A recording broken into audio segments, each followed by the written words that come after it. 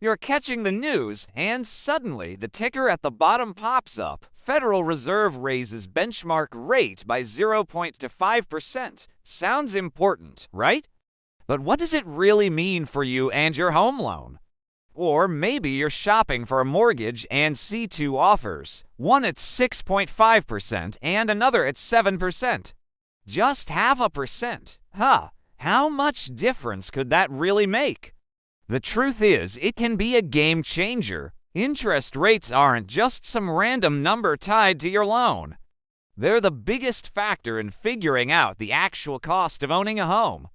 Even a tiny shift of 0.5 percentage point could be the difference between snagging your dream home or getting priced out completely.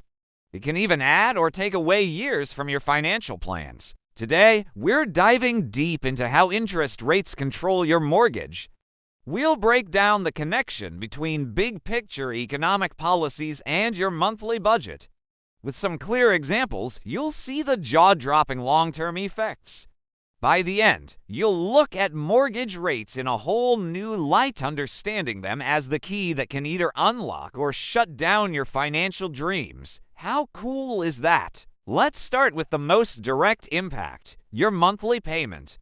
The relationship between the interest rate and your payment is not linear, it's exponential.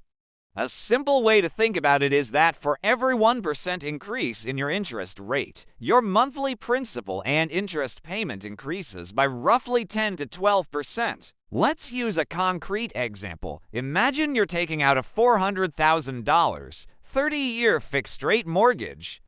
This brings us to the concept of buying power.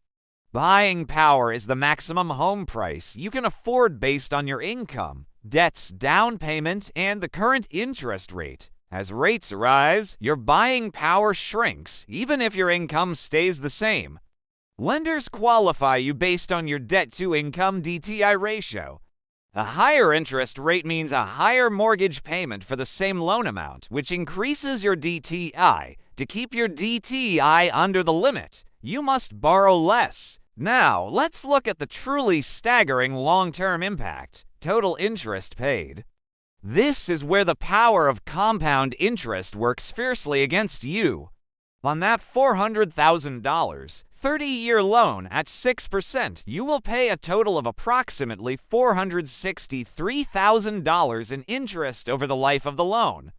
The total cost of the house with interest is $863,000. At 7%, the total interest paid rockets to roughly $558,000, a $95,000 increase.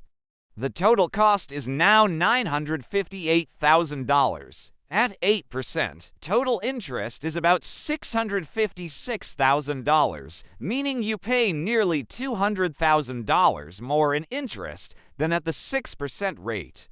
Let that sink in. A 2% difference in rate doesn't just add $10,000.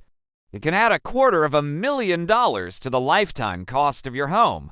This is why securing a lower rate isn't just about a comfortable payment today. It's about building wealth and preserving it over decades.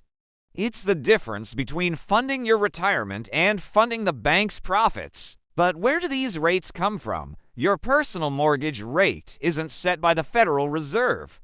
The Fed sets the federal funds rate, which influences the cost of borrowing for banks. Mortgage rates are primarily influenced by the 10-year U.S. Treasury yield and the market for mortgage-backed securities (MBS). Investors buy bundles of mortgages as bonds. When the economic outlook is uncertain or inflation is high, investors demand a higher return yield for taking on the risk of these bonds. To attract investors, lenders must offer mortgages at higher interest rates. So, when you hear rates are rising, it's a reflection of investor sentiment, inflation expectations, and Fed policy all converging. For you, the borrower, this means the market is a live auction you're re-participating in every day you do and lock your rate. What does this mean for different homeowners? If you have a fixed-rate mortgage, you are insulated from market volatility. Your rate and payment are locked, a fortress against rising rates. Your only concern is if rates drop significantly, which might make refinancing worthwhile. If you have an adjustable rate mortgage arm, you are directly exposed. Your introductory period is a shield, but once it ends, your rate will adjust based on a market index. In a rising rate environment, your payment can increase dramatically at the adjustment period, leading to severe payment shock. This dynamic makes understanding the cap's periodic and lifetime on your arm absolutely critical. For current buyers, this environment demands strategy.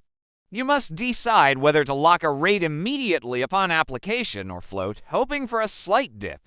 A rate lock is an insurance policy against increases during your loan processing. Some lenders offer a float-down option, which allows you to capture a lower rate if the market improves before closing for a fee. In conclusion, the interest rate on your mortgage is the master dial controlling affordability, long-term cost, and financial flexibility. It transforms a home's sticker price into its true lifetime cost. A savvy homeowner or buyer respects this power. They run the numbers for different rate scenarios. They understand that a slightly higher price with a much lower rate can be a far better deal, and they make decisions like locking a rate or choosing a fixed over an arm with a clear understanding of the risks. In a world of economic uncertainty, your mortgage rate is your financial weather vane. Pay attention to it because it dictates whether you're sailing with the wind or against a storm. If this breakdown of interest rate power was an eye-opener, subscribe for more insights that turn complex finance into clear action. Next, we'll focus on a special group, first-time home buyers, and the unique tips that can set you up for success. Now, go find a mortgage calculator, plug in your numbers, and see exactly what a 0.5% change does to your future.